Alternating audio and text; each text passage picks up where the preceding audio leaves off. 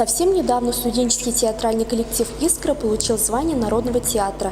И вот сегодня в стенах нашего университета ребята показывают премьеру очередного спектакля «Бүгін ертең қояш сықмат». Смотрим. История повествует о страшной судьбе наркомана, который не может справиться со смертельной зависимостью. Он не только уничтожает собственную жизнь, но и заставляет страдать свою семью, друзей и близких. Зал был поражен профессиональной игрой коллектива, у которого получилось передать весь ужас и драматизм данной проблемы. Своей игрой молодые актеры заставили задуматься каждого присутствующего в зале. Пришла на этот спектакль, потому что меня позвала моя подруга, так как она исполняла одну из главных ролей. И в целом мне спектакль очень понравился. Очень хороший спектакль, о многом говорит.